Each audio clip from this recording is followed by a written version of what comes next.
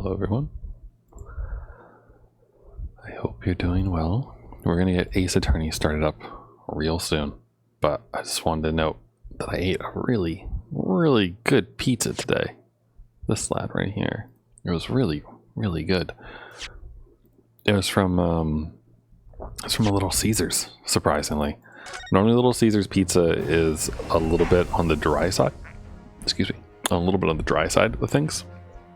But their old-timey something pepperoni or whatever, where the pepperoni is all like curled up, like in that pic I was just showing, it like holds little packets of grease that like help it from drying out. It's like surprisingly like one of the best pizzas I think I've ever had from a Little Caesars. Outside the Batocazoni or whatever the name of the Batman calzone pizza thing was. But it was really good.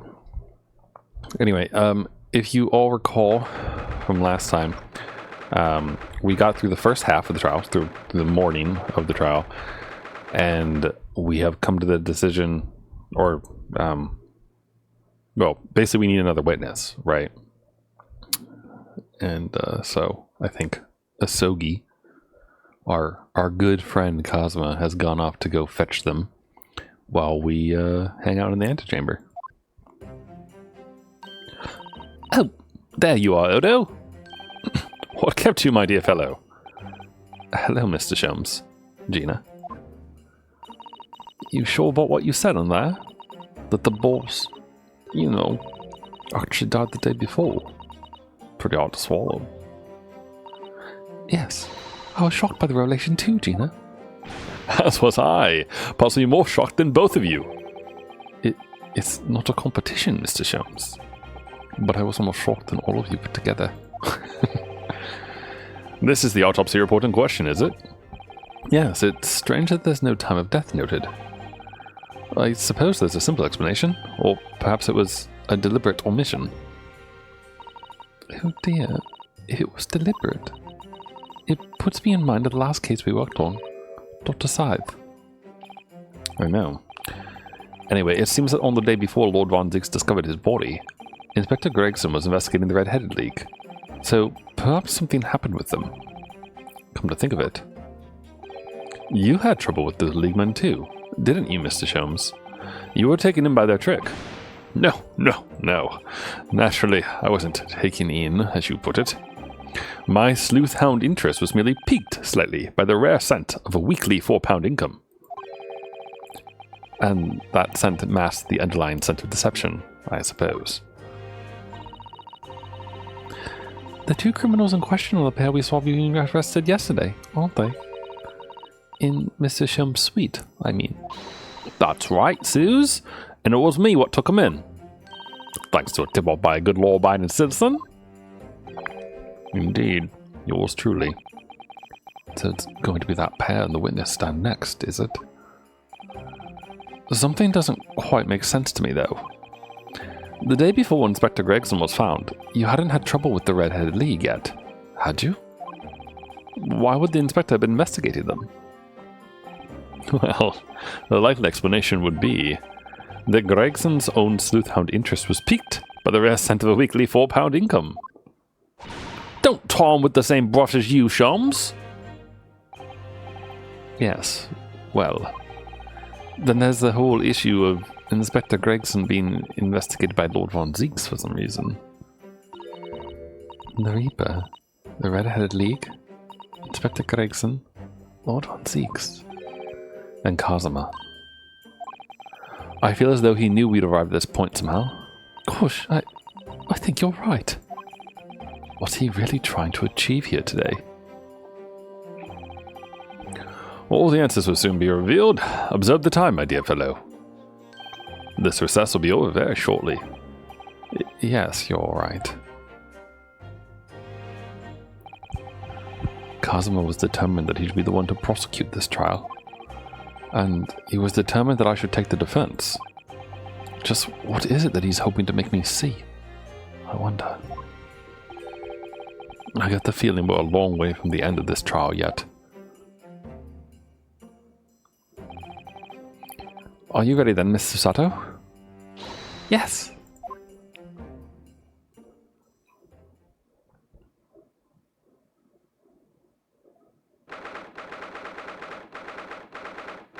Alright, like 17 minutes later or so, in the Old Bailey.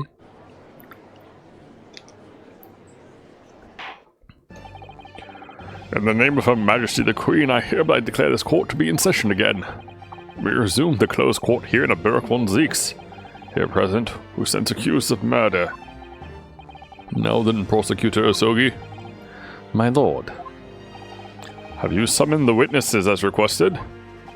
Yes. The 2 members of the Red-Headed League who planned and carried out the deception. They arrived not long ago from the local prison by police carriage. Very good. Bailiff, usher the 2 men into the courtroom.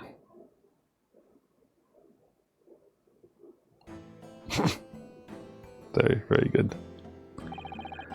These 2 men are currently being held by the police on a suspicion of attempted extortion. You may omit your occupations, but state your names now for the court. I am Fabian de Roseau,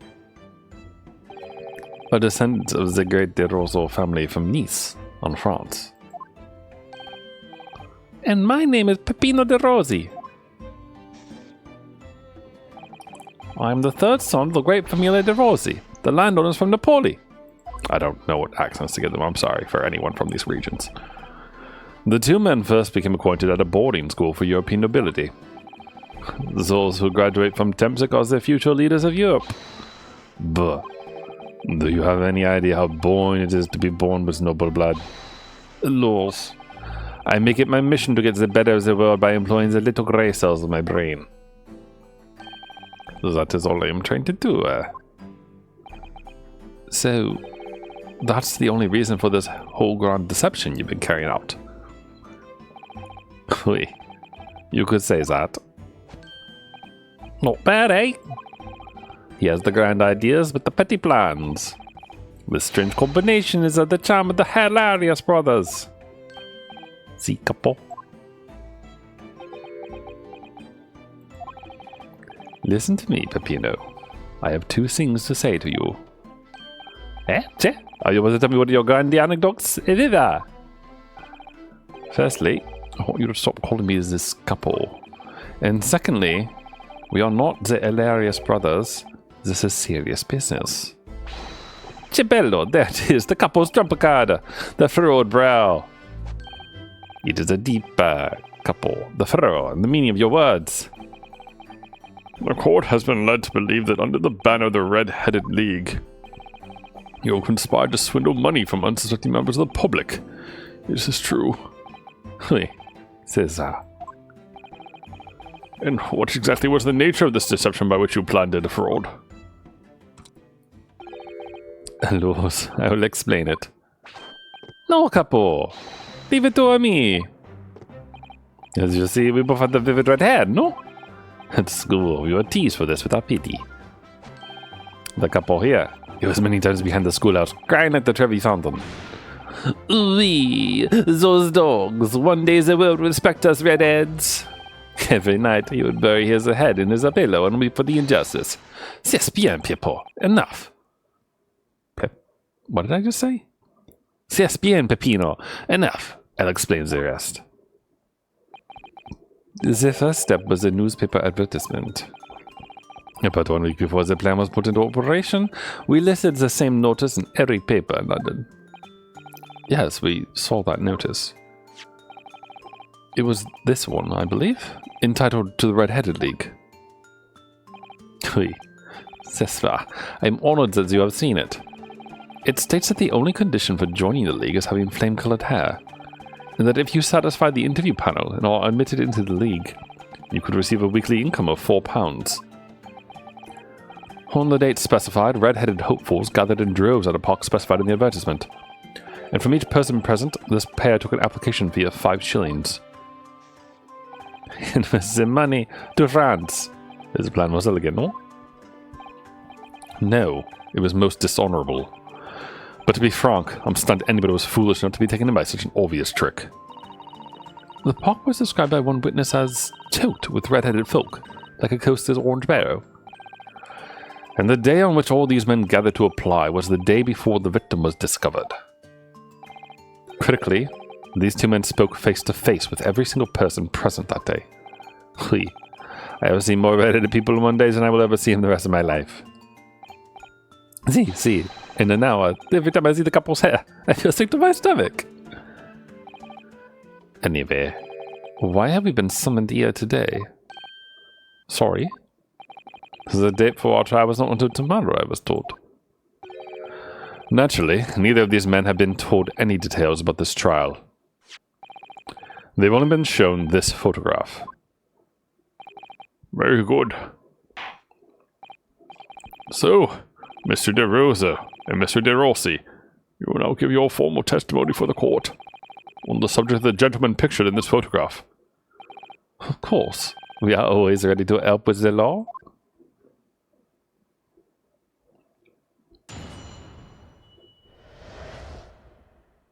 Okay. Hopefully Renosuke doesn't spill the beans and find himself in contempt of court again.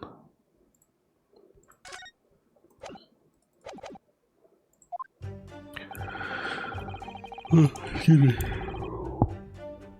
Alright, 11.5 minutes in my first yawn today. 2 minutes better than last time. I do feel like the reason why I end up yawning so much during these streams is because I'm talking, and that uses air, and so I run out. That, and at this point in my day, I've been awake for at least 13 hours. So, you know, kind of heading towards the end of my day. Anyway, well, we had more than 1,000 red-headed people assembled in the park on Lime Street that day. Well, I don't recall the man in this photograph. Hey, couple. No, I don't remember him. Obviously, he is dead now, but I assure you he was not in the park. Laura, this victim has nothing to do with us.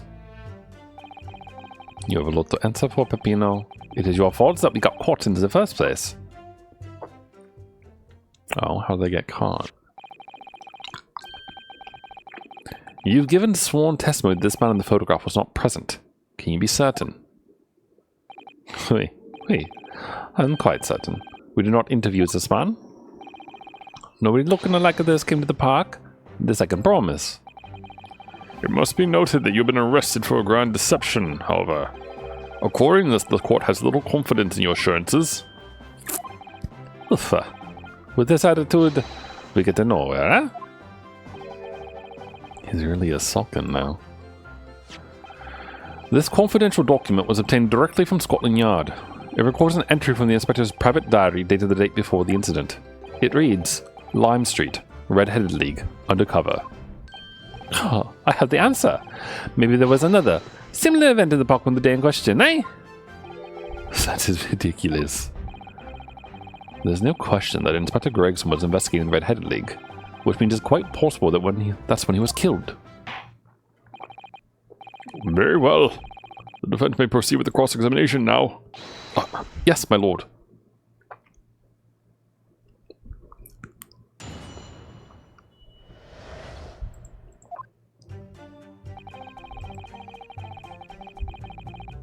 Hold it! 1,000 people. That's a very big crowd. It was quite a spectacle. Redheads have come over from all over the capital. See, the couple here. Yes, the Magnetismo Animale, eh? Magnetismo Animale.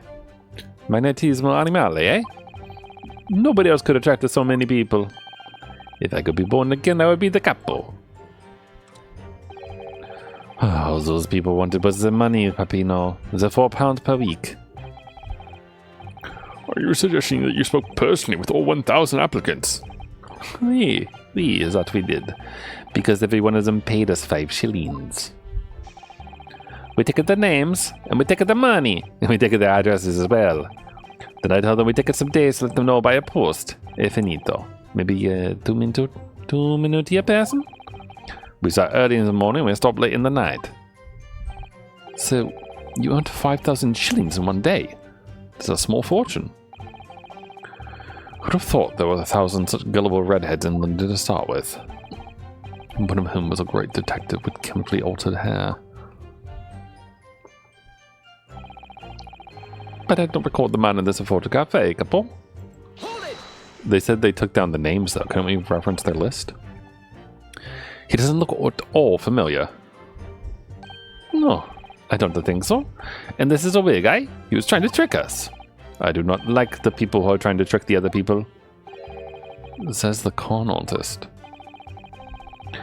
If between them they interviewed 1,000 people with red hair, it would be unreasonable to expect them to remember every face. No, senor. I may be small, but my memory is very large. I never forget a thing. In my opinion, I do not think this man was in the park. But he's not going to give the court a definite, it seems. Hey, capo, you didn't see a man like this, huh? No, I don't remember him. And obviously is he dead now? But I assure you he was not in the park. But according to what you said, you spoke with 1,000 more people that day. Oui, that's true. My eyes were burning by the end of the day. Surely then you can't actually remember every single face. How are you so certain that this particular man wasn't present? Normally the red hair is very distinctive, eh? But not when you have 1,000 redheads crowding around. Then it is just an eyesore. But if there was some other information you could give us, maybe that we would recall. That is not the line, Peppino. Remember, we do not remember him. We are sure of that fact, eh? Yes, there was a man with a red pierce, but his mustache did not match the color. Then I do not think I could have forgotten him. Cosmo said those two had only been shown that photograph, and had been told nothing else at all. But what if I fed them just one other detail about the victim? For example, his name, his profession, or his fish and chips? Oh, definitely his fish and chips.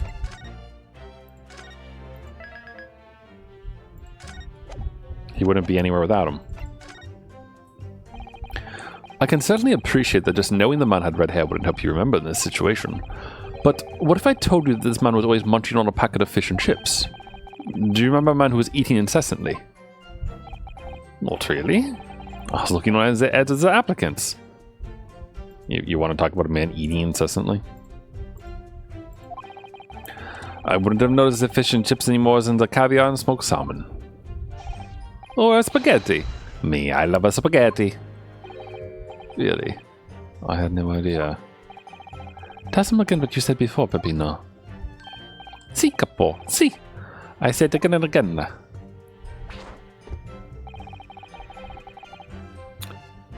Okay. I'm gonna finish pressing. Can I give them his name, I wonder? Like, is that okay for me to give in this courtroom? Because they wrote down the name, so they would recognize that, right? But we only have your word for that. See, what else can we do, eh? True. We're not having much fun these days. First we are arrested, then we are shown the horrible picture of a dead man. And then you question every single thing we say. We are the victims, yeah. Ay, capo. No. You were caught carrying out a plot to swindle hundreds of innocent people. But to bring that way, it's not fair. Ay, capo. Is it capo or chapo? How does one pronounce? I don't know Italian or yeah. They speak they speak Italian in Nepali, Nepali, in Naples rather. I guess. Sorry, I'm clearly uncultured.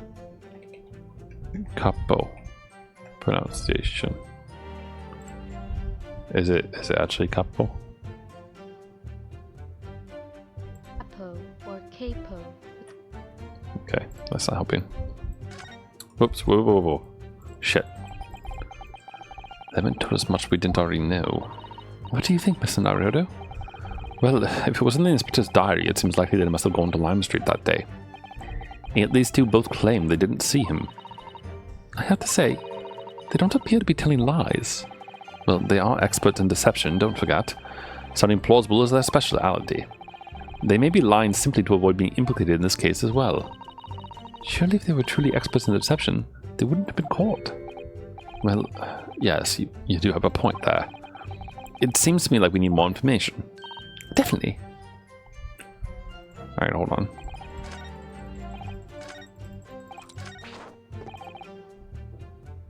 Did I already press this one? Hold on. Okay, I did. So it's just this one I need to press, and then we need to go back to the third one. And go through there. So how do they get caught? What do you mean by that? Capolo, you promised not to say, eh, Capo? After we had taken all the money that day, we should have left the country. That was my plan. I left the purchasing of the tickets for the ferry to Dunkirk. To my companion here. But he bought them for the wrong day. Oops. See, but it's an easy mistake to make, huh? The 1st, 31st. Ugh, I have no sympathy for you. We are an all day late for the boat because of your stupidity. And it's only because of this that the so-called great red-headed detective caught us. Capo, you know what I think? This is the work of God. Is a holy punishment, eh? Peppino, for the last time. This is not only punishment. This is only your fault. Ah. Don't blame God for your unholy mistakes. You are making me sick with anger. Maybe I make a mistake, but when it's time to eat the pasta, no one is faster. I've seen the evidence. Okay, we'll click through this quickly. I'm going to give them his name.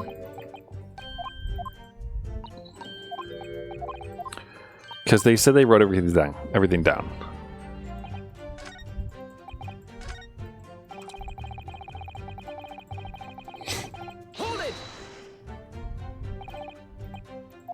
Okay, hold on. And he said they remember faces, right?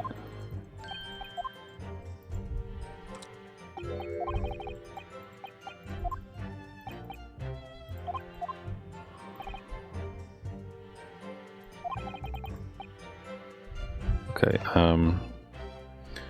I mean, is the court going to be mad at me if I divulge his name, though, is my question. I'm gonna go up the line. Okay, we've read that line. But what if I told you that the man in the red hairpiece was actually a detective? This man is a photograph. A detective. Yes. It would appear he found your notice in the paper suspicious and decided to investigate incognito. Sorry, but this changes nothing. Oh? Excuse me. Something to add, Mr. De Rossi. See, I'm always adding something. Parmesan, olive oil, pepper. What I mean is, did you not agree with your friend's last remark, by any chance? Eh? What did he just say?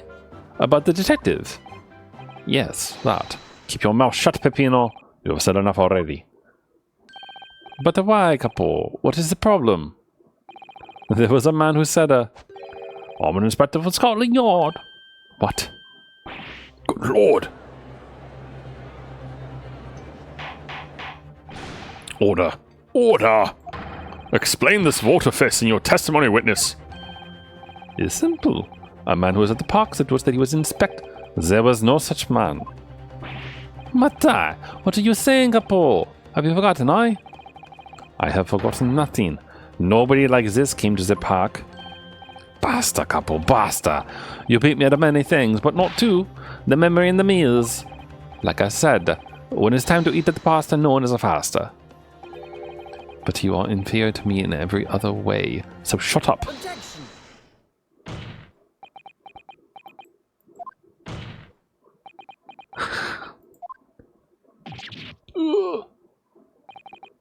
Drop Todd. The damage is done.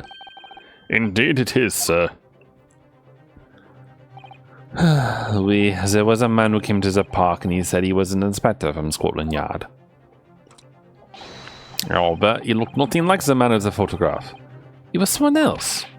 How can you be so sure? Because, to start with, his face was completely different. See, it's true, it's true. The man who came was a younger. His face was clean shaven, his eyes were sadder. His chin was thinner. No resemblance whatsoever then. Anyway, I was not going to be fooled. I took the obvious precaution and said to him, if you are really a detective, show us the proof. See, the couple here, he doesn't take no nonsense, eh? But he was well prepared. He said he had identification. Identification? You mean official police or inspector's identification? That is most unconvincing. Sorry, my lord. Consul, no incognito inspector would offer his identification for inspection. It's quite out of the question. Definitely. Why would he expose his true identity? Clearly the papers were fake. Setto capo, you are a genius. As we say in Italia, takes a thief to recognize another, right?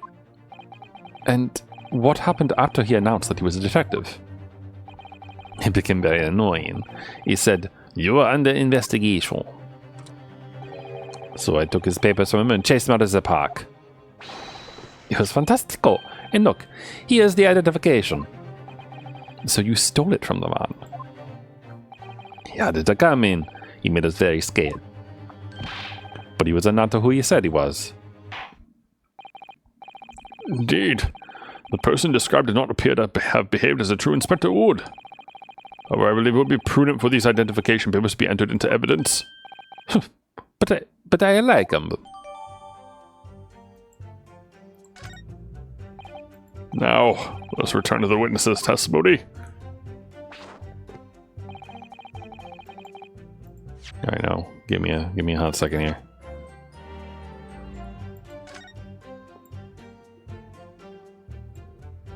Open up that class, please. Well, I suppose we should see what this inspector's identification looks like inside.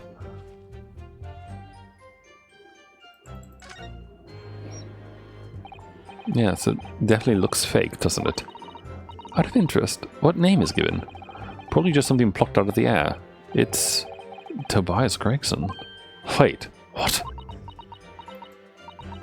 This Scotland Yard insignia looks genuine to me.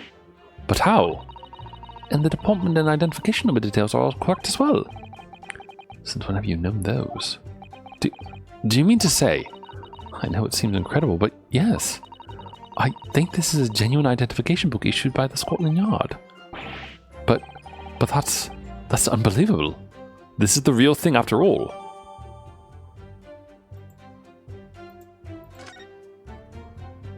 So someone stole it from him, right? All right.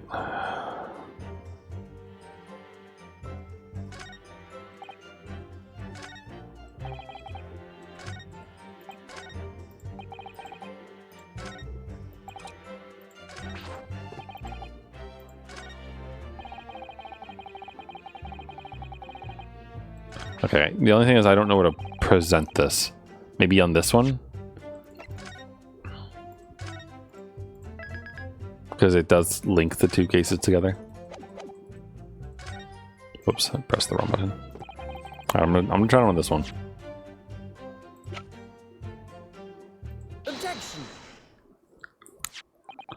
I wonder if I could ask you to examine this identification book very closely. Miss Lestrade. Why, Miss Lestrade? What is your intention here, Consul? Is this really a fake? Or is it genuine? That's the question, which we can't answer ourselves. Don't be ridiculous. No Scotland Yard detective would allow his or her identification to be stolen. That is the boss's. No question about it. It can't be. As I suspected. The undercover detective who attended the Red-Headed League's enrollment on the day in question was the real Inspector Gregson carrying out an incognito investigation. I don't think so.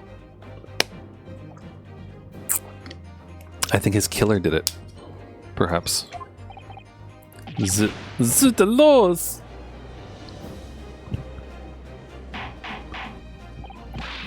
Order! Order!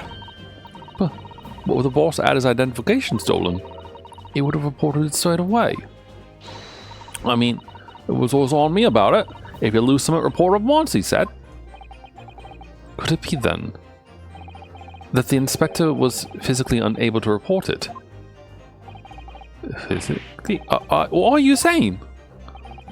Unable to? You're not suggesting. Yes, it's quite possible that he was killed before he had the chance to report his identification stolen. No.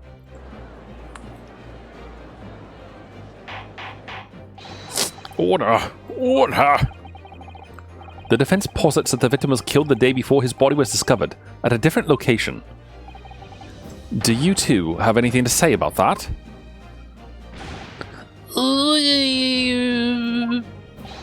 I know nothing. I done nothing. Pull yourself together, Peppino. Mon Dieu, you can behave a little more like a master criminal than that, no? I wish I had returned to Italia. Stop crying, Peppino, please. Otherwise, I... Lomi, stop your whining and start talking. Well, I believe the court will need to hear your story in detail. I know nothing. I don't know nothing. But you will tell everything, or face the worst possible outcome. You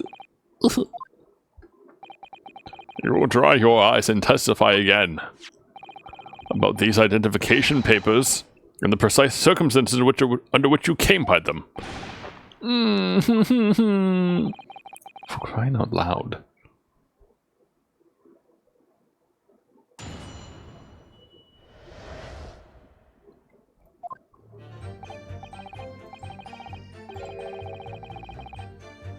Wait, what?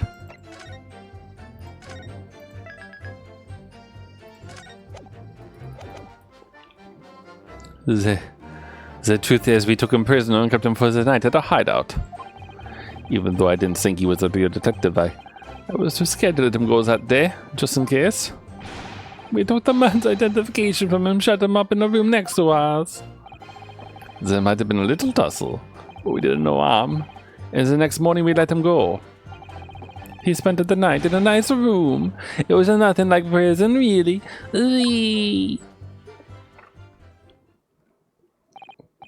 This is outrageous. You imprisoned the man. But no, see, no. He was not like a prison. He was very comfortable and calm and happy. I capo. It was never part of my plan. I swear it. So you think it was my fault, eh? Just because I got the date of the ferry wrong. By one little a day. I do not think it was your fault, Peppino, I know it. No, por favor, capo, is not fair. You shall have plenty of time for squabbling back at the prison, gentlemen. I don't believe this.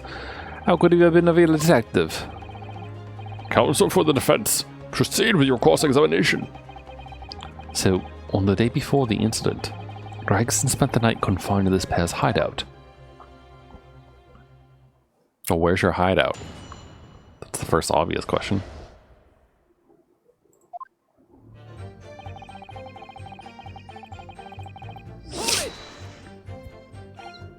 Do you realize what you're saying? You have to believe me. I never intended for that to happen. And I'm sure the detective did not intend it either. Do you think? But there was nothing else I could do. Nothing else. This was the first crime for the capo. It was at the end of his visa. I've told you before, Pino, that is not the way to describe a criminal mastermind. What about this hideout of yours? In old empty house behind the park on Lime Street. We rented the place for 2 days. It was an inspired idea by the capo here. An impulsive idea, I would say. No, not impulsive. Inspired, like a capo. Oh, what am I supposed to say to that, Peppino? And it was the house described that you could find Inspector Gregson, was it? Oui. But you have to remember, I was under the impression that he was a pretender, not the real inspector. That doesn't quite add up, though. If you didn't think the man was a real inspector, there would have been no reason to take him prisoner, would there? No, you are right, but we couldn't be completely certain?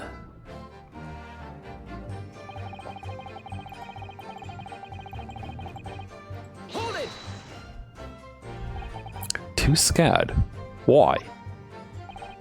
Because, why did he come to the park? We didn't know. There was a chance that he had seen through my plan. And if that was the case, he would go straight to the police station to blow the whistle on us.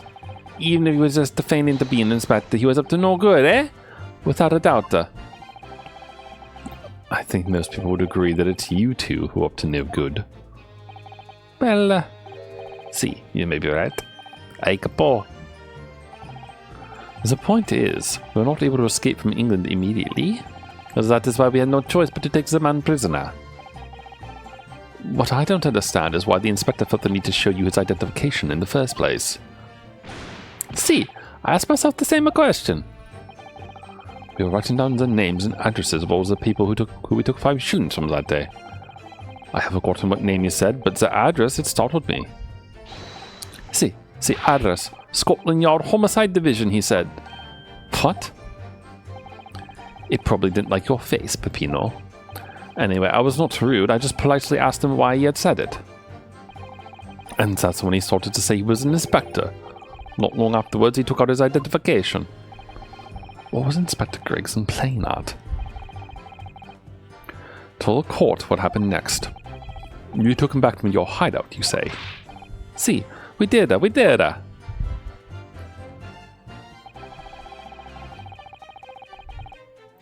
it! That being this identification book here, correct? See, that is the one. What made you believe that it would... Oh, sorry. What made you believe that it was a forgery? I never seen a real one, of course. But he was so suspicious, this man. Allora, I was thinking it must be false, so... Hey, capo. It is just as Peppino has said. We were convinced it was not genuine. And so together, the hilarious brothers, we took the man captive. All we did was shove him inside a locked room. Then we made preparations to transport all the money. In for a penny, in for a pound. There might have been a little tussle, but we did him no harm. And the next morning we let him go. What do you mean by a little tussle exactly? Huh? Poof, it was nothing. Just a minor incident. The false inspector. Here's a little piece of the work, eh? Capo. What happened? It was a disaster. We give him a nice room, and what does he do, eh? In the middle of the night, he tries to escape through the ventilator. Can you blame him? We chased him, bien sûr, and we caught him again. Can you blame us? Wait, you didn't shoot the man in your haste, did you? So, who do you think we are? Of course not. I simply caught hold of him again and took him back to the Zelda room. Excuse me. Mr. De Rossi, is something wrong? Aye, me?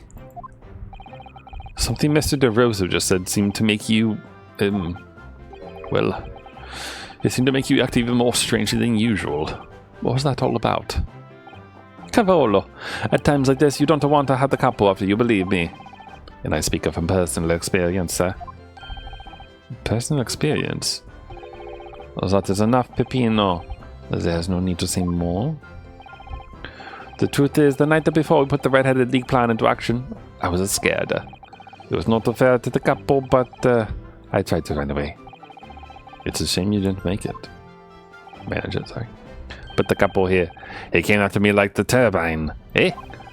And he dragged me back to the house, kicking and screaming. I saw the bruises to prove it, eh, capo? Bruises, you say? Ha, you want to see, You want to see my fantastical bruise, of course? That's enough now, Peppino. No one wants to look at any part of you. What did it do? Huh? I assure you, or I don't. I assure you, or I don't. You do! Now! Lord, if everybody wants to see, then I do it. Echo, you see? It's still very visible, eh? That red ring around your neck. You got that when you were dragged back to the house. See, the couples sometimes use a very rough, eh? I said that's enough. Peppino's neck has nothing to do with what we are talking about here. You have my word. Yes. What is your opinion, Counsel? About this red ring on Mr. DeRosie's neck. I wonder, does it matter? I don't know. Let's look at the picture of Gregson again and check to see if there's any kind of like neck injury, I guess.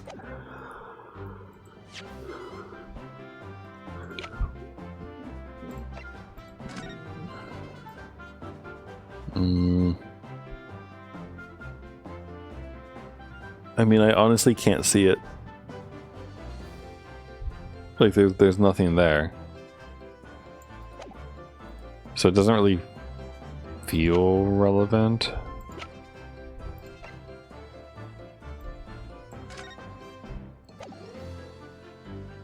What else? Is there anything else? Where's the autopsy record?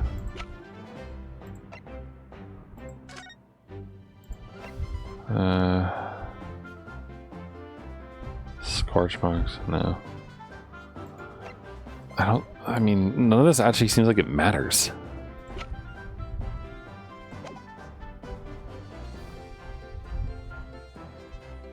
I guess wait and see? Would it matter?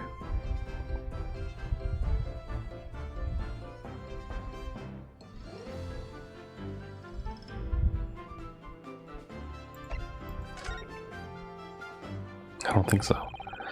I don't suppose there's any cause for alarm. I'm sure he'll heal up in time. I'm not quite sure that's what his lordship meant, Mr. Naruto.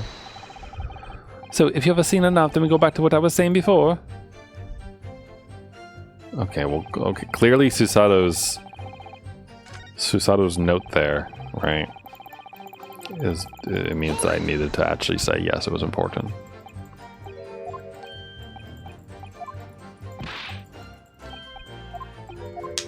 Hold on.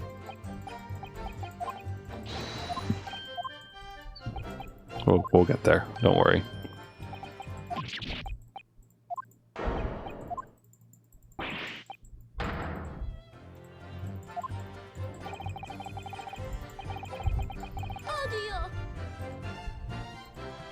Excuse me. Okay. Come on, go. God, there's so much text to get through just to get to this one spot. Again, maybe I should just reload it.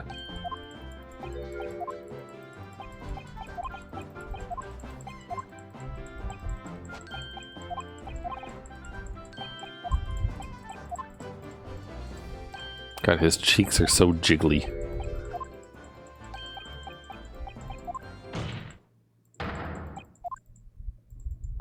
Come on.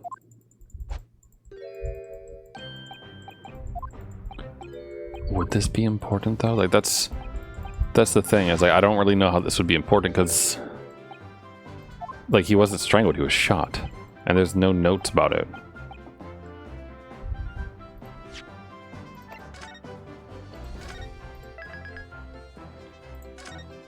Maybe I should have pressed the last statement before clicking through all this again. Just in case there was something there. Mr. DeRosie, going to have to ask you to amend your testimony with details about that mark on your neck. Hi, Kapo. You see, everyone is interested in what I say, yeah? Ooh. Very well. Amend your testimony as requested, Mr. Rosie. See, if you really want to know.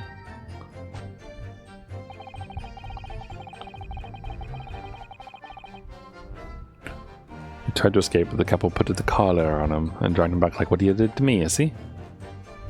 Hold it.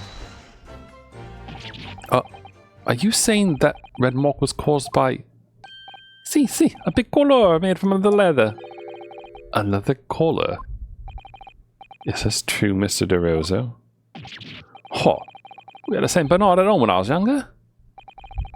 I don't know why I just gave him a very different accent than he had before. It is a souvenir from that time. It is a very strong chain. A strong chain? And you put that around your friend's neck? Oh, I'm sorry, I was so angry that was leaving me alone. You don't have to tie the chain to the leg of the bed, though, eh? How not to try to run again? You didn't do that to Inspector Gregson as well, did you? Treated the people equal, huh? If the couple is mortal, right?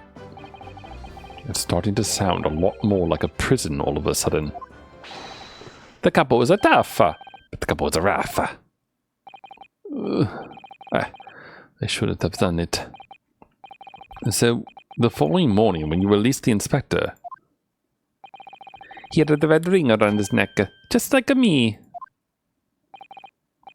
Pepino, s'il vous plaît. Leave it now. Now you know, eh? The couple here. You don't want to tangle with them, mate. Before the inspector is not so bad. Okay, so we still don't know there was actually Gregson. Like, it could have been, but they said that he was clean shaven. And he had a different face, right? Which means maybe not him, maybe it was the killer, and we identified the killer by the ring around his neck. Hold it! You took away the man's freedom. However comfortable you make it sound, you are still holding him prisoner. If you say that, and then I say this, there's something that takes away our freedom too. The lack of money. So we are the prisoners as well, eh? All of us. Huh? No money, no freedom. This is the truth. It makes me mad, and it makes me sad. What can we do? Well, if you feel so disenfranchised, take money to court. Though that'll cost you, of course. For there you have it. You see, this is why we need the Red-Headed League, to fight for the justice. Perhaps he has a point. No, Mr. Naruhodo. He doesn't. He's an idiot. All we did was to give the man a comfortable place to sleep for the night, eh? And you say it was a prisoner, eh? Perhaps he's a point again. No again, Mr. Naruhodo. You should have heard him snoring. Madai, if anyone was disturbed, it was us! Not much to go on, really. That testimony does make me wonder, you know. About this pocket watch belonging to the inspector, I mean. Ah, yes, the one he treasured so much, apparently. If he was confined but not restrained, as the witnesses are implying, he would still have been able to wind his watch. That's very true, yes. So did Inspector Gregson actually die while he was being held captive by these redheads? In which case, is it possible that these two young are responsible for Inspector Gregson's... To be honest, I find that hard to believe. Perhaps we should try to find out exactly what happened. Very wise, Mr. Naruhodo. Yes.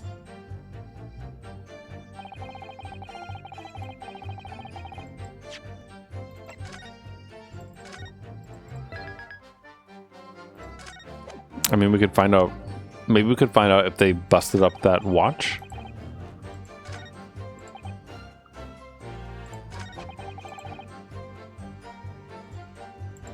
Maybe here, because this is where the fight was. We could also maybe inspect them. I wonder if the wig could come into mind at all.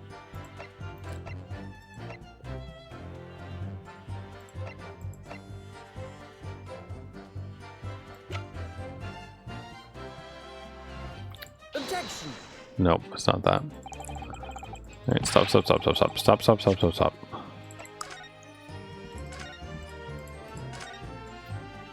Okay, I have a feeling that this bit's going to be annoying, so let's take a sip of water and let's think through these things here.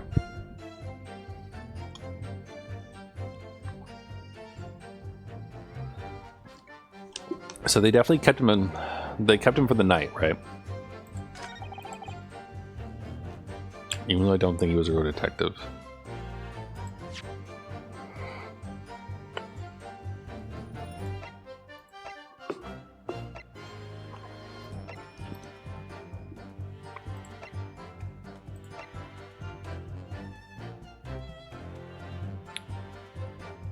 Objection!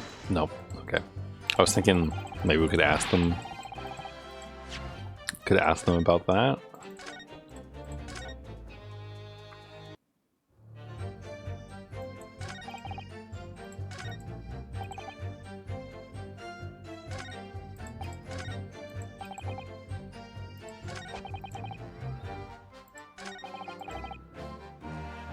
It was nothing like prison.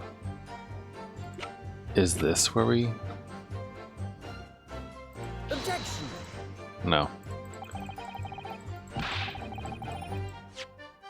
That'd be the restraint bit. Gosh, I don't know.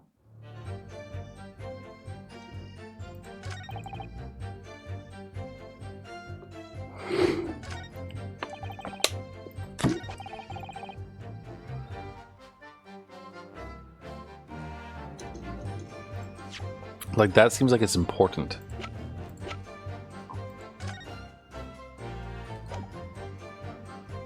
Is it this? Like, do we need to present this to be like, hey, like, that's not him because he doesn't have the ring on his neck, right? Looks like I might be onto something here. So, the day before his body was discovered, Inspector Gregson was taken prisoner while working incognito. No, it was not like that. It was hardly a prison. It was an invitation to stay. It was only... However you describe it, there's one glaring inconsistency that remains. What inconsistency is this, Counsel? I would ask the court to look closely at the photograph of the victim, Inspector Gregson. You will see that there is no red ring visible around his neck. Hey, but that makes no sense. It was me who took out the collar off the man in the morning. And I saw the red bruises on his neck, just like I have. Given that the mark is still clearly visible on this witness's neck, we'd expect to see bruising on the victim, who was put in the collar more recently than Mr. DeRose. Indeed, that is most peculiar. But what we tell you, we say this from the beginning. Many times, Peppino is right. The man is a photograph. He is someone different to the man we held captives that night. Okay, there we go. Order! Order! Hey, Cosma, you wanna move your collar? Can we see your neck? Just kidding. They would have identified him, right? It would appear then that on the day before the incident, the man who visited the park on Lime Street posing as an incognito inspector was not Inspector Gregson at all. If that's true, however, how do you explain the inspector's identification?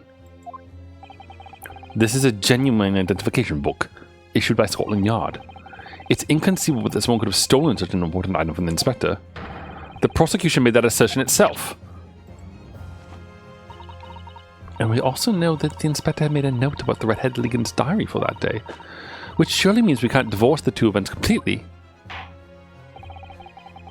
The inconsistency noted by the defense is most troubling. If it were the real Inspector Gregson whom these two red-headed gentlemen encountered, the fact that no bruising can be seen around his neck defies explanation. But equally, if they actually encountered an imposter, how did that person come to be in possession of the real inspector's identification? Does the defense have some plausible explanation, Counsel? The whole thing defies explanation. No, it fucking doesn't. It's so goddamn obvious.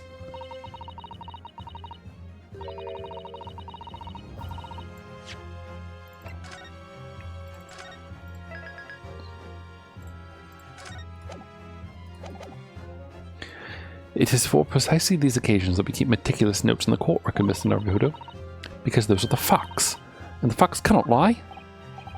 No, the facts can't lie. Even when they point to something so incredible, it's almost unbelievable. Well, my lord, the true identity of the person who turned up in the park with the Red-Headed League's enrollment is revealed by information in the court record, I believe. Good gracious. Very tantalizing, Mr. Naruhodo. So why don't you help us all to see whatever truth it is that you have apparently seen? Who exactly was this inspector that appeared before Mr. DeRose and Mr. DeRosa and Mr. DeRossi? An imposter. Though it seems incredible, I admit, the undeniable facts point to only one thing. Since no bruising can be seen on the victim's neck, the person who these two red-headed men took prisoner that day cannot have been Inspector Gregson. In other words, your whole argument up to now has been a waste of time. On the contrary, I haven't finished.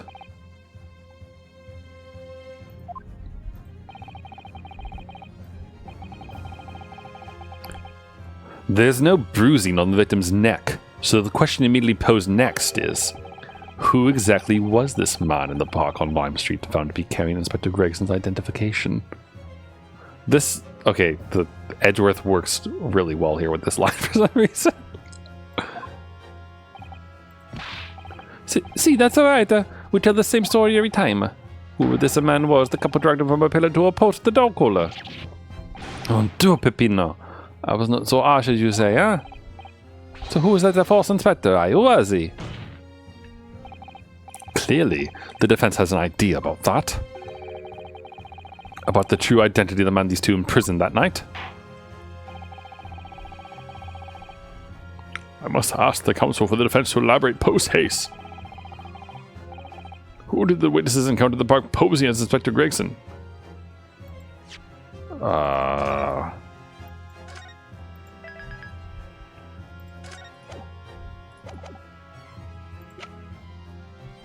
Boy, do we have a lot of people. Wait a minute. Gossip? He's got a red ring around his...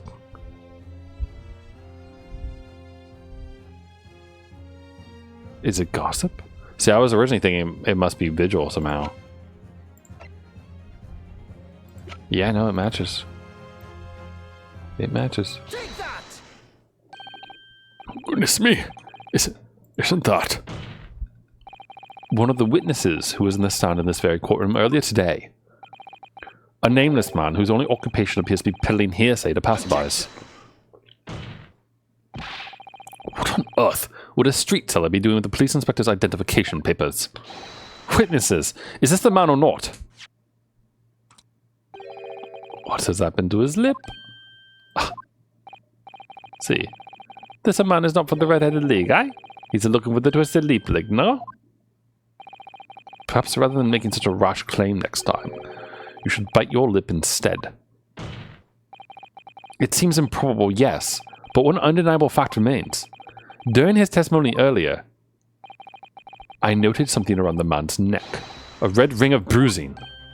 Hey. What? The defense demands that Mr. Gossip be brought back to the stand.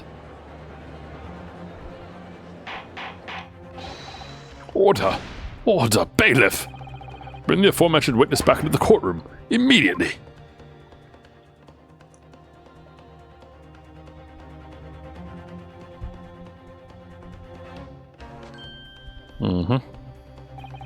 Well, I never.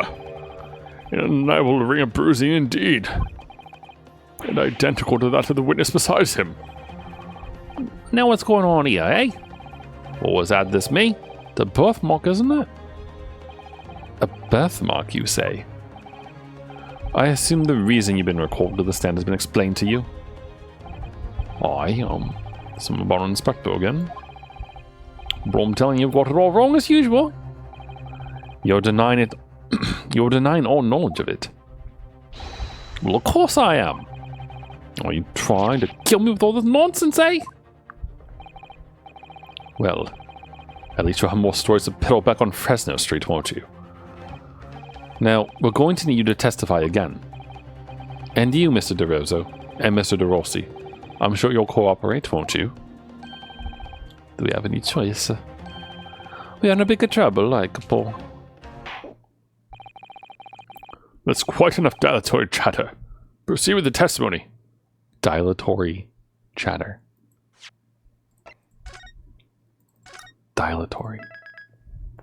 That's a pretty solid word. Huh. Intended to cause delay is what that means. Or slow to act.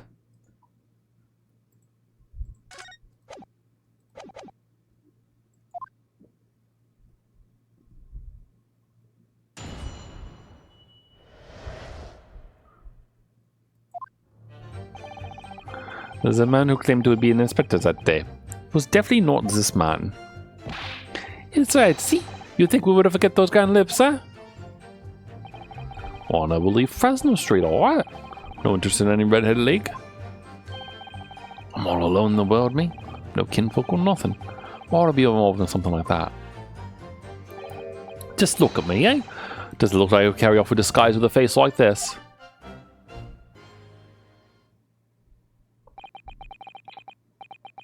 It would certainly appear that we have the wrong man. What have I been telling you, huh? There was no need for this pointless testimony. That's right. Just a simple peddler, remember? Fresno Street's all I know. How would I come by a police inspector's identification book, eh? Well, yes, that's hard to explain, but... A brief cross-examination, I think, Counsel. Very brief. Isn't there anyone in this courtroom who thinks I might be onto something? I stand steadfastly at your side as always, Mr. Naruhodo.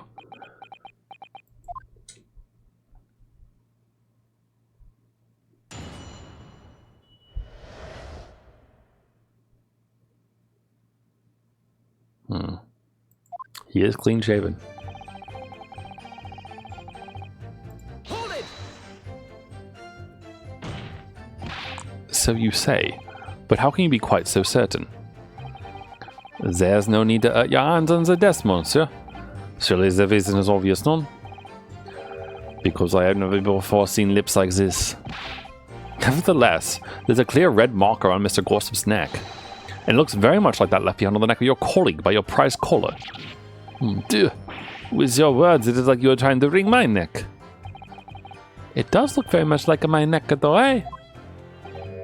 No, this is a birthmark, lad. The biggest lips in London and a neck to die for. Why, they break the mold when they made me. For the first time in my life.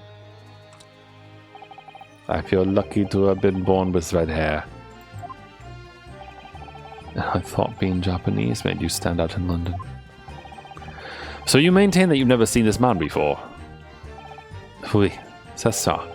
I swear it by the flames of my hair. So fierce pride has outgrown the frustration with your hair now, has it?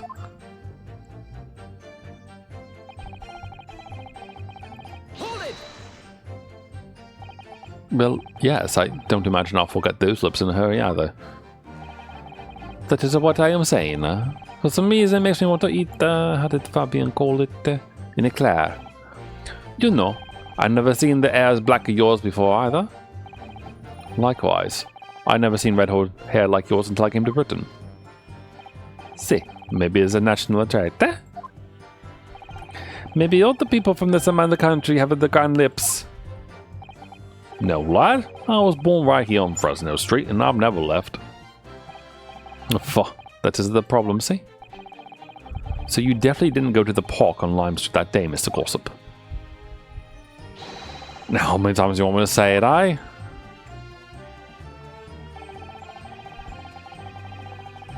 Hold it! So, you'd heard of the Redhead League, had you? You don't get a name like Gorsup for nothing, eh? It's my business to know what's going off in town. Oh, sorry, I'm clicking in the wrong place. I sold that tasty tidbit to a fair few redheads that came past me. Just between us, I haven't got a sandwich to cough up for it. Well, he does with a very red nose, if that counts. Who knows?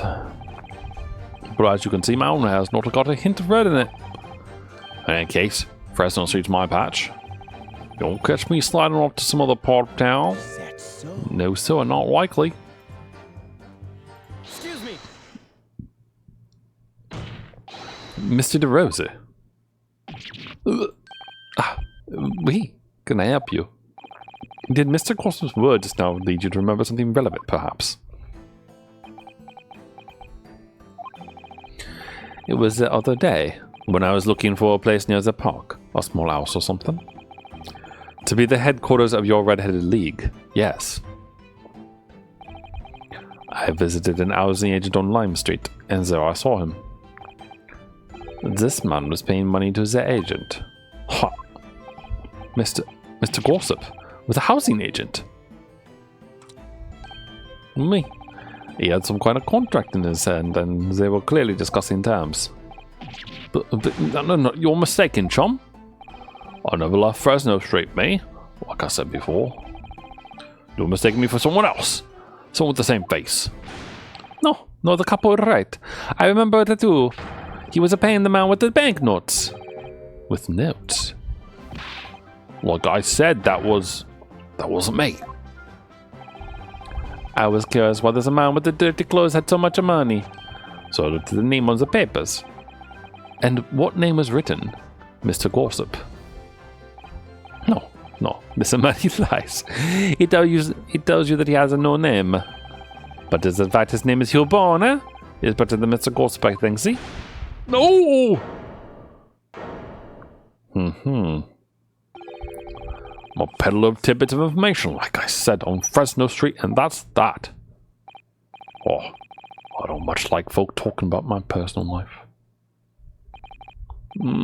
Indeed. It is not the intention of the court to invade the privacy of witnesses. Very well. Shall respect your wishes, sir. The aforementioned name shall be redacted from all court records of this trial, assuming no objections. Nah, I got one. I'm sorry, my lord, but the defense does object.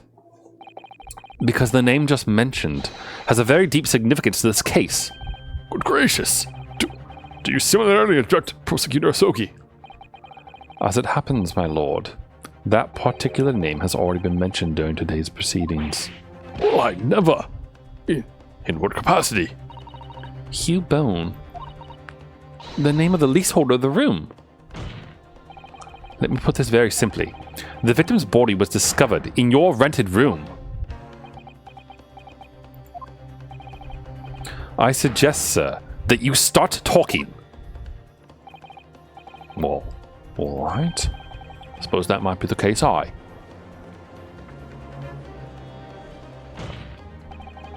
So your real name is Hugh Bone? Well, just between us, I don't like to blow my own trumpet, but there's no finer peddler of tidbits in town. So I happen to be a fool in a grubby little room in a fallen down backstreet townhouse. You do? And once every 6 months I go and pay the rent to the agent on Lime Street. Oi, remember now? There were 2 vulgar redheads in there last time. Huh, if either of us is a vulgar, it's not to me. Sing again, Peppino. Why didn't you bring this up before? It's like I told you already. I don't like talking about my personal life. I'm a tidbit peddler as far as everyone else is concerned. No force. We will update your testimony to include this most surprising revelation, Mr. Bone. If I must. So the leaseholder Scotland Yard has been looking for since the body was discovered has been here under our noses all along. Oh, I have rented the room where that fellow was found, it's true. For what difference it makes. Hold it! So, you live in that room, presumably, do you? No, I don't live there. What do you think? There's no bed, is there? Just a desk. Then, why would you want to rent it? Well, I don't think I should have to say, really. Then, how about the notice board in there? Which is covered from top to bottom in confidential documents only the police should have had access to. No, that board's not mine. The inspector must have brought it along. Only the other bits and bobs that belong to me. The desk and the chair and that. People don't generally carry enormous notice boards around with them. The real question is, why was Inspector Gregson killed there, in your room? Well, obviously I've not the faintest idea. I mean, it's causing me no end of bother, to be honest. It seems to me that Mr. Bone, would rather as little news known about his room as possible for some reason. Yes, it does come across that way. And more importantly, knowing that the scene of the crime is actually his room completely changes things. In particular, there's one part of his testimony that really is bothering me now. That's how I'm finally going to undo this man.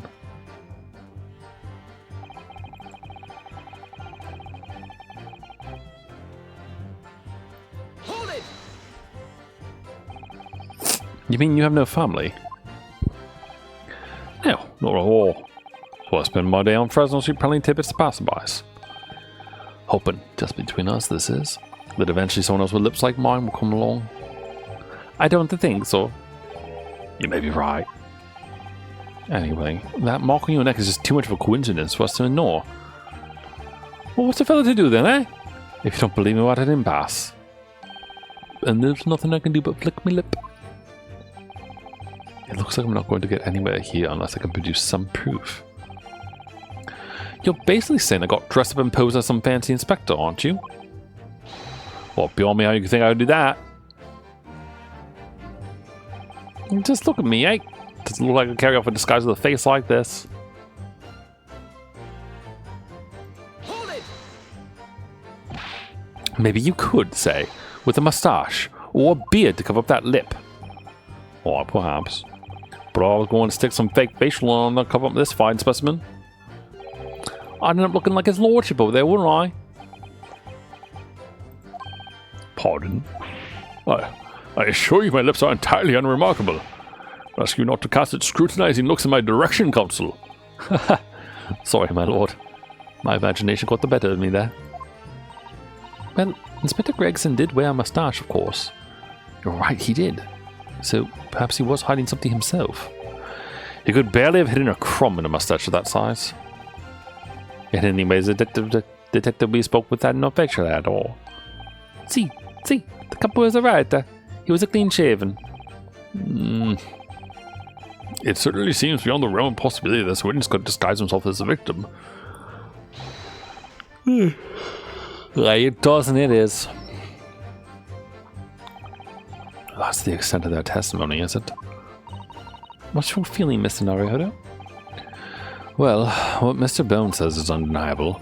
It would be all but impossible to hide those lips with any form of disguise. Perhaps, yes. But nevertheless, the marker on his neck is equally undeniable. And it's identical to the one that Mr. DeRossi suffered. Yes, that's true. But why does this whole disguise idea just keep playing on my mind? His current lip is the disguise? Maybe?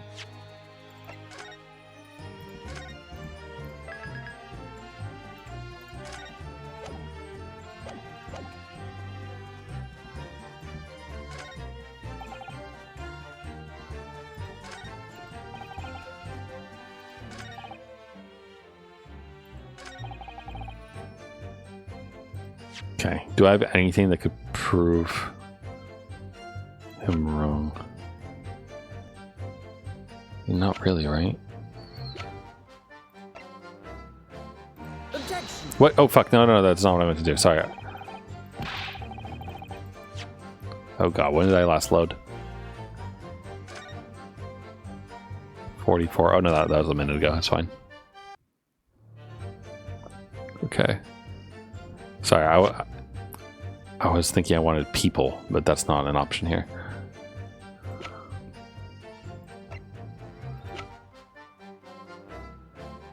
The lip. I mean, his lip could have got him bit by a firecracker, maybe? The other thing is that he looks pretty similar to this guy, actually.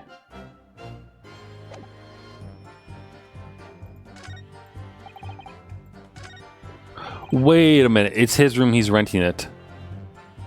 And his wife. Uh-huh.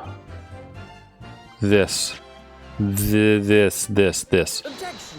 Yeah, okay, here we go.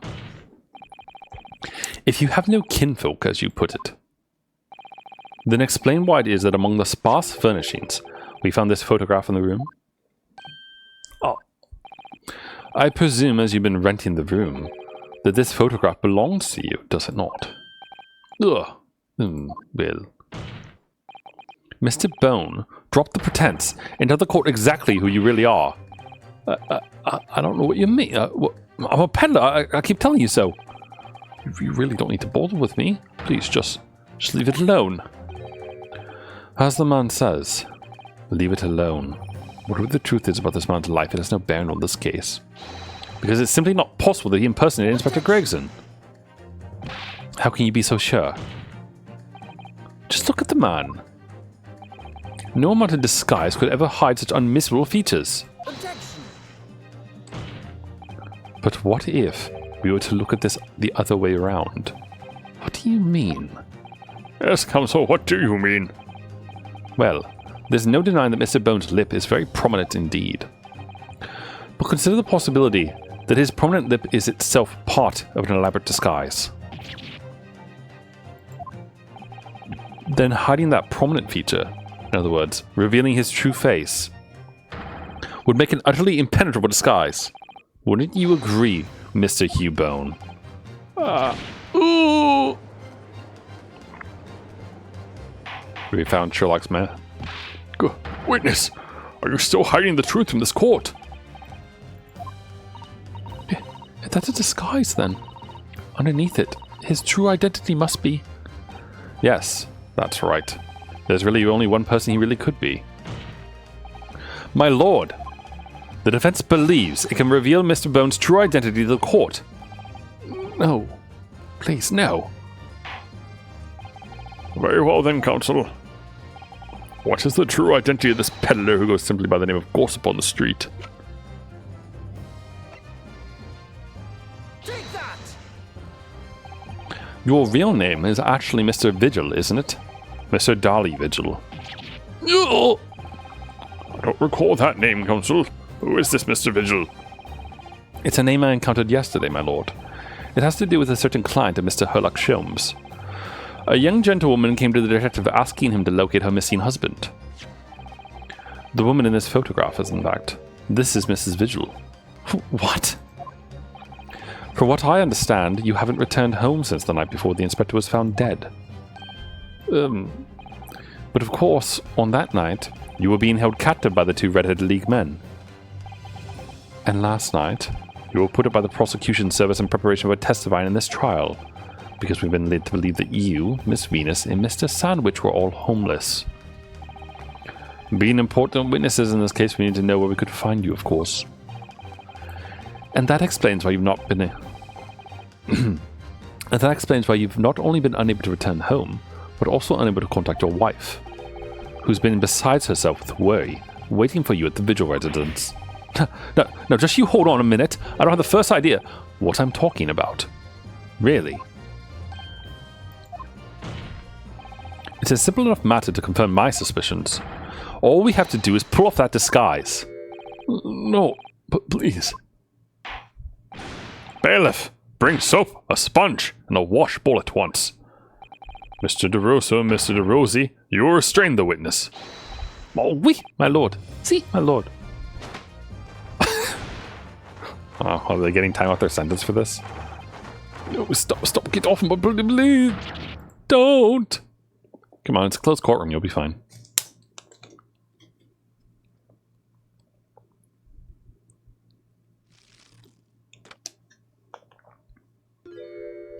Yep. So the reason why he rents the room out and he only has a desk and a mirror and those things is so he can apply the false prosthetics and those things. That makes sense. But I don't see why he would kill Gregson, though. Well, we're now seeing your true features, I presume. Oh wow, he changed clothes too. Lift your head, sir, so the court can see your face.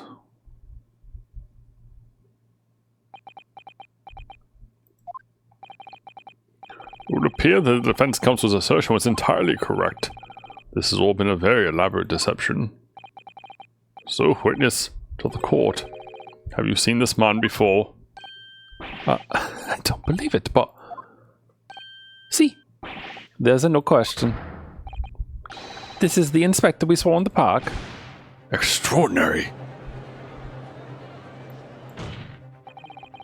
On the day of the Red-Headed League enrollment, the man claiming to be Inspector Gregson, who appeared before Mr. DeRosa and Mr. DeRossi in the park, was you, disguised as the inspector. Or rather, was you posing as the inspector in no disguise at all? Mr. Vigil was formerly employed as the chief warder at Barclay Prison. The chief warder?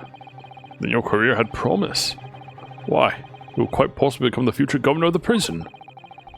What on earth have you been doing peddling little tittle-tattle on Fresno Street? Well, it's been 10 years since Mr. Vigil worked at the prison. 10 years?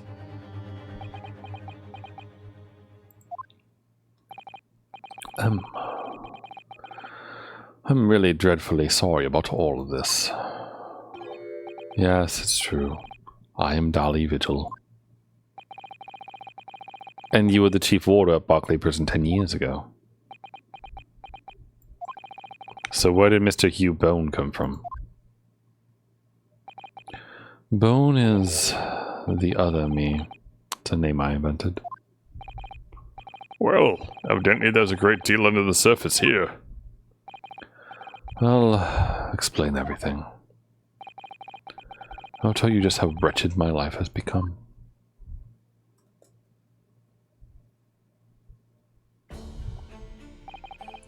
As you say, it was 10 years ago now that my employment as Barclay's chief warder came to an end. Having left the prison service, I searched for some new occupation by which to earn a wage. But times were hard in London, and I found no suitable engagements at all. In desperation, one day I turned my hand at selling wares on Fresno Street. But your wife appears to know nothing of this. She still maintains that you're the chief warder at Barclay Prison. I was utterly determined that my wife should not know of my failings, which is why I've never told her. I opened an account at the bank under the name of Hugh Bone, and I rented the cheapest room I could find on Fresno Street. The scene of the very crime we're investigating. Yes, that's right. A place from which I could emerge every morning at 8 as a squalid peddler, and transform myself back every evening at 5 into a well-dressed man about town before returning home. That quickly became my daily routine. I was puzzled by the lack of furniture in the room, but that explains it. But why on earth didn't you just tell us this in the first place? I have a wife, sir, and 2 sons. And without wishing to sound self-conceited, they regard me with some pride. I couldn't bring myself to disappoint them. So instead you decide to conceal your occupation from them? Yes. I've made such a terrible mess of everything. Still, one thing doesn't add up. No matter how many tidbits of information you could sell to passing gentlemen, even at 6p apiece, you couldn't hope to match the salary you must have commanded as chief warder at the prison. Very true. To have kept your family in comfort, despite 10 years of somewhat misbegotten employment.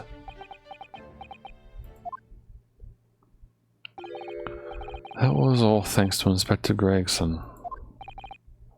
What? Inspector Gregson? What on earth? It was some 10 years after I invented Bone. Oh, sorry. It was some years after I invented Bone and I began my other life as a street seller. He, the inspector that is, recognized me one day. Do you mean to say the victim was an acquaintance of yours? I knew him from my time working at the prison.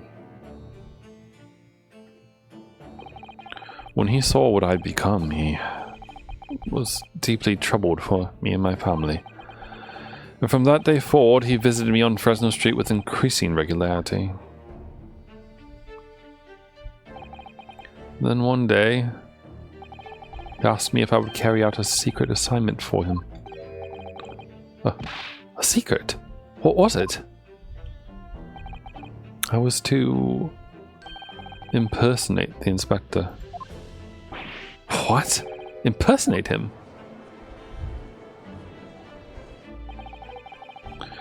We always met in that little room so the inspector could brief me. Visit Orksies tomorrow. Take a statement from the proprietors. It was always something along those lines. Surveillance work, interviewing people. On those occasions, he would lend me his identification so people would believe who I was.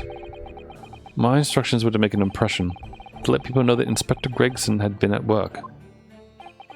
And for those services, he compensated me financially. A Scotland Yard inspector willingly relinquished his identification to your care with intent to deceive? That, as I'm sure I need not point out, is a very serious criminal offence. But why? What was the point of you impersonating him? I truthfully do not know. All I can say is that the inspector warned me on numerous occasions. Now remember, Vigil, I need your solemn word. You don't blabber this to anyone, alright? Ever. Even if, well, find a croaker.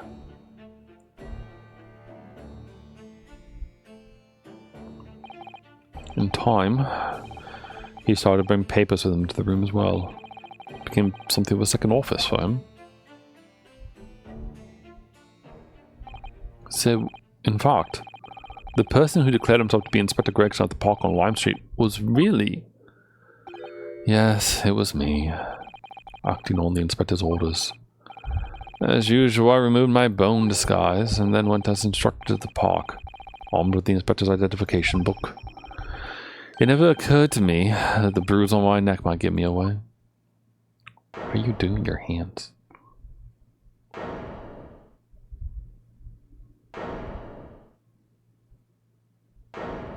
I mean, he clearly wouldn't have killed Gregson then. Like, he has absolutely no motive to, considering that Gregson's the one financially providing for him and his family.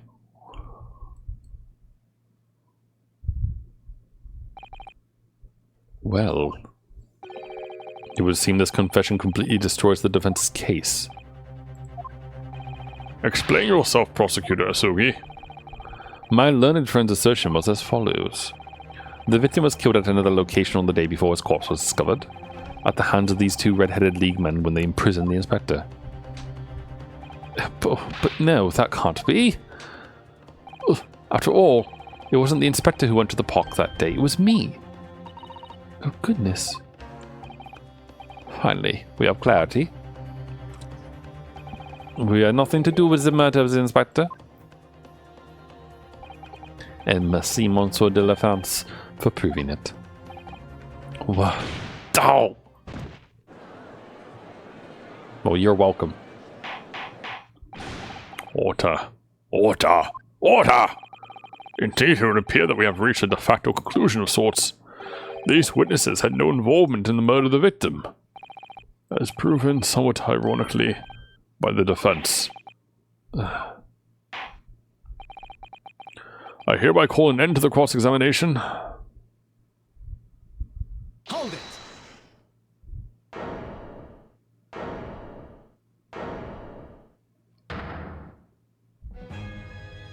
Oh, we got his theme again. Pardon me, my lord, but with your permission, I would like to pose one further question to the witness. Cosima.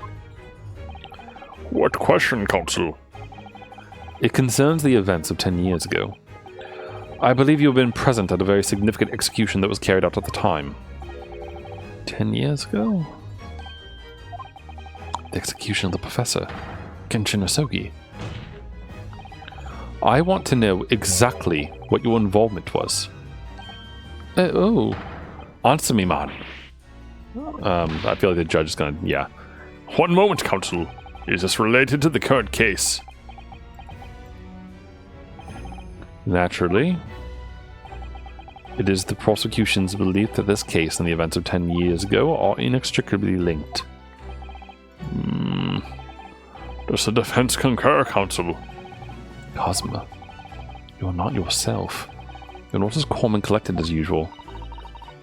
Poor Cosima. No wonder he's acting this way. Mr. Vigil's memories of what happened 10 years ago would tell the tale of Genshin Asogi's last moments. His own father. I know. I do understand that, but even so... Prosecutor Asogi,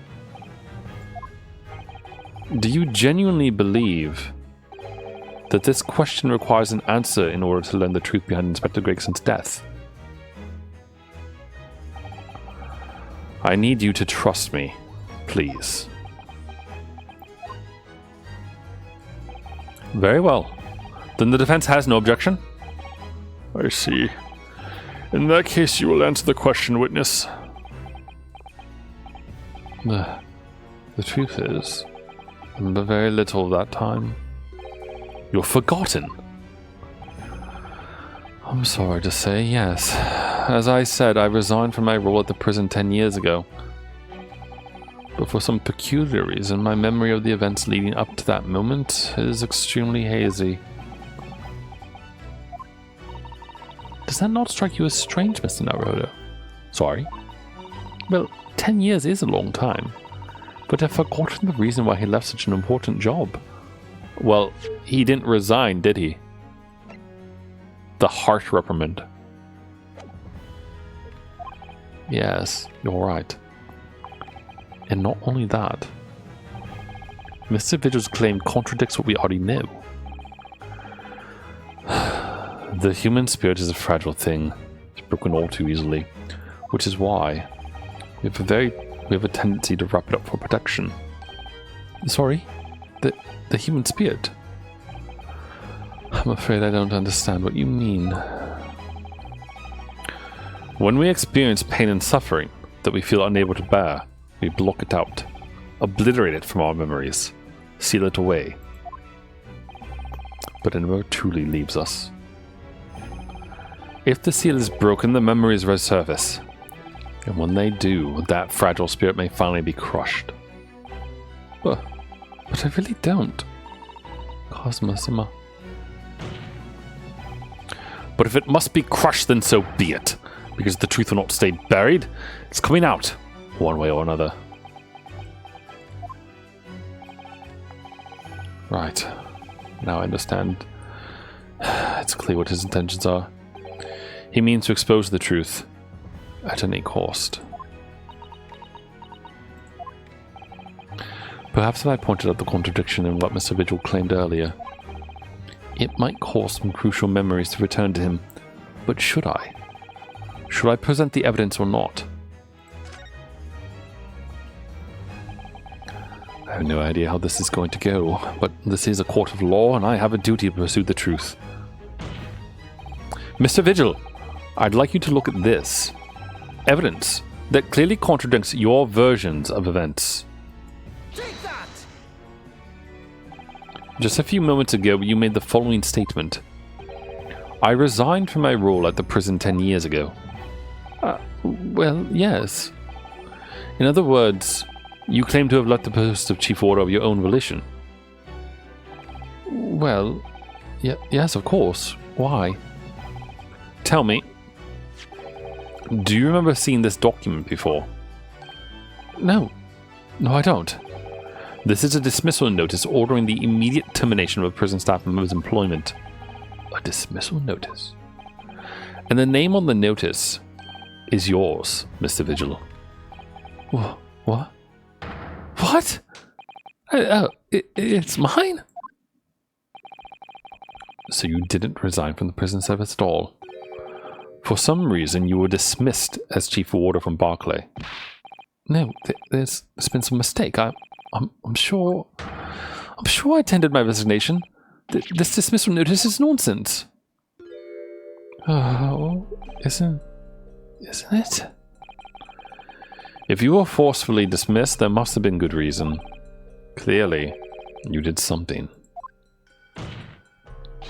Mr. Vigil, it's time to break the seal and have you remember. Oh, this music. According to the few remaining records, the final execution that you supervised was on the 17th of June, 10 years ago. And on that day, something very serious took place at Barclay Prison. The 17th of June. Was that? The professor's execution. Professor? As you were the chief warder at the time, it stands to reason that you would have been present throughout the proceedings.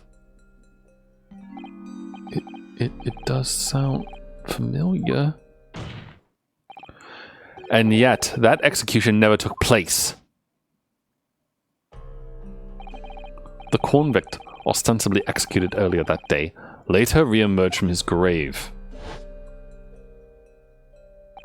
The convict came back to life. In the cemetery in the middle of the night, there was a witness. However, the witness claims that a moment after he saw the convict clambering out of his grave, a gunshot rang out from over his shoulder, and the bullet pierced the professor's chest, killing him instantly. Is he the one who shot him? Those may have been the professor's actual last moments. Yes. Yes. Seeing as you were in charge of overseeing executions at the time, you must know the truth about what really happened. It's in your head, somewhere deep down. Well, Chief Warder Daily Vigil, I know there are memories in your head that can explain what happened on the 17th of June 10 years ago. And now it's time for you to drag them up.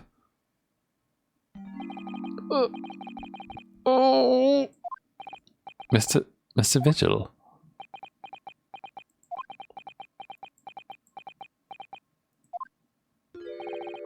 Yes, the whole prison. It was complete chaos. The prisoner escaped. He was killed in the cemetery. The shocking news ripped through Barclay like a hurricane. What? What?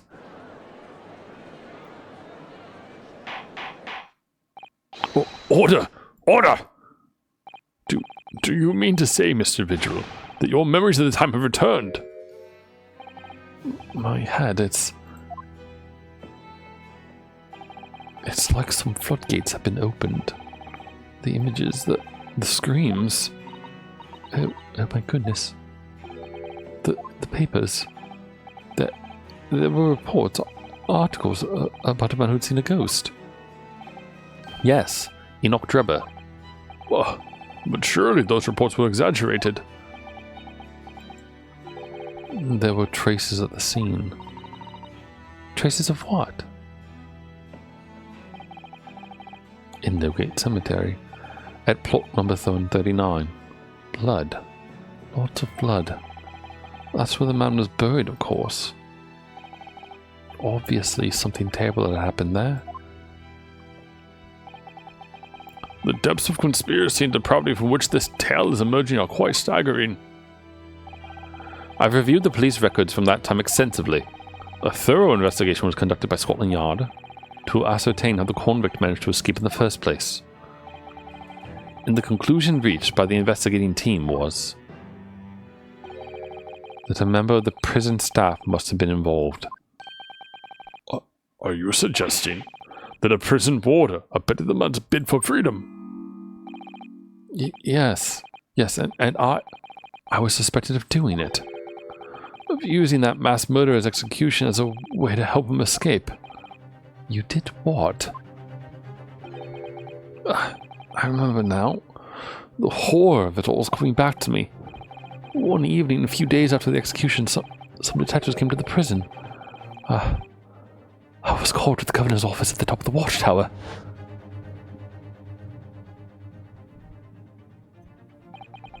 I'm sorry, Daly. This is a serious business, but can I help you now? As Chief Warder, you're responsible for overseeing the execution of 4, eh? Well, seems the fellows of Scotland Yard have a few wee words with you about it. You'd be better packing your things, laddie. You're to attend in person. As soon as you told me that, my mind just went completely blank. Next thing I knew, The professor, the most hated killer in our country's history. And I let him escape, and I'm finished. My life. It's over. Oh.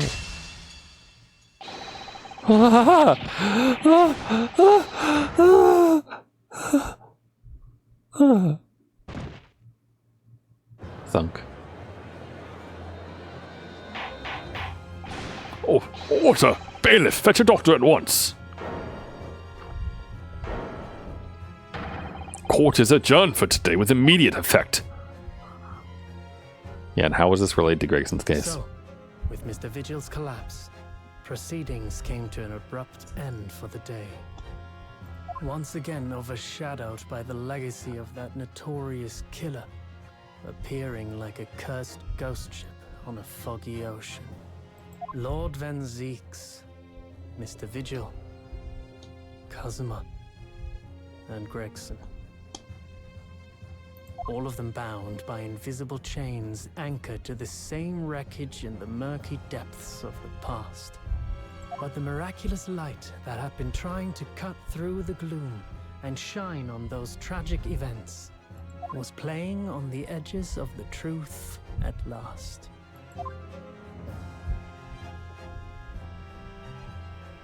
We're just giving someone PTSD to get there. Or, I guess, aggravating their PTSD would be a rather better way to say it. Whew.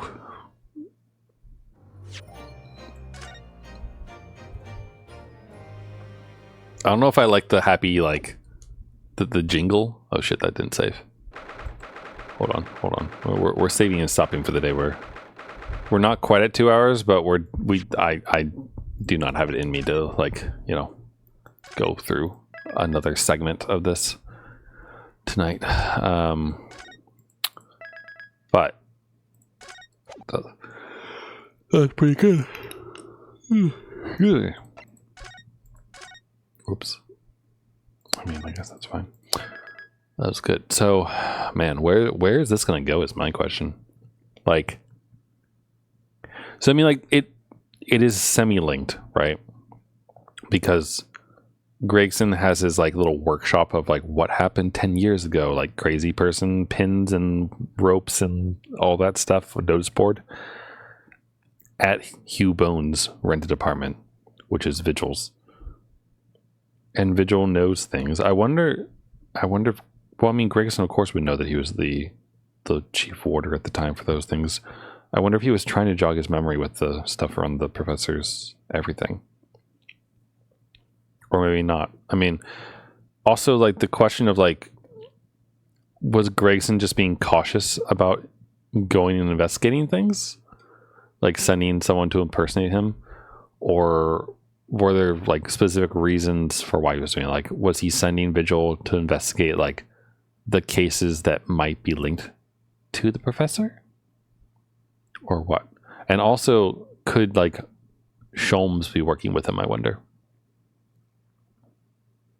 Because, like, it seems like all of this is probably tied up with the Hounds of Baskerville case, right? Where Asogi was using the dog to kill people and those things as the professor. And that's the case that Mikotoba and Sholmes don't want to talk about. Because I assume there's still something connected going on to all of it, right? And probably, like, the whole reason why Genshin Asogi started killing in the first place is probably tied together with it. I wouldn't be surprised if it somehow involved Lord Strongheart. But this is all just speculation on my part about how things could possibly fit together. But it's really good, though. Like, I'm a little bit tired at this point in this game of, like, the professor being brought up in, like, literally every case, it feels like. But, you know, it's not for no good reason, and considering how everything ties, you know, together back in the first game as well, to some extent, that, like, it's just neat how everything pieces together and all that stuff. It's good writing is what it is. So we'll continue this at another juncture. Not today. Tomorrow it's probably going to be more Remnant, most likely. Whether or not it is single player Remnant or co-op Remnant is a question that will remain unanswered for the time being. But we'll have an answer tomorrow.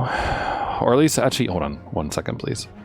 I've just been reminded that I had text messages from a friend about Mario Kart. Mario Kart Party next Thursday. I think that means next Thursday, not this Thursday.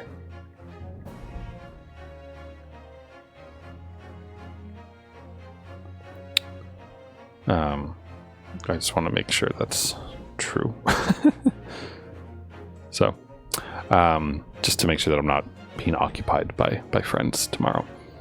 At the moment, as far as I know, no, I won't be. But we'll see. If anything changes, I'll tweet about it as per usual. Otherwise, I will definitely see you all Friday evening for something.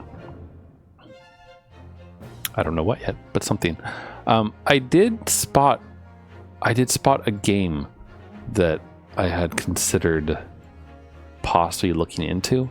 I'm not sure yet though, because it doesn't look like the kind of game that I normally play. Here, one moment please. We're just gonna exit so that it gets rid of the music. Yes, I have finished playing the game. And then where's my good friend here? Yeah. So it's this game called Black Skylands. And its trailer came out like earlier this morning or so on Nintendo's YouTube. And it has a ridiculous trailer. One moment, I'm just gonna mute the audio. It's top-down 2D stuff and like airships fighting giant bugs and things. And I think it's already out probably on Steam or something, like it's being ported to the Switch is the impressions that I got from the YouTube comments. So it already exists. But it looks kind of interesting. And I'm kind of curious about it.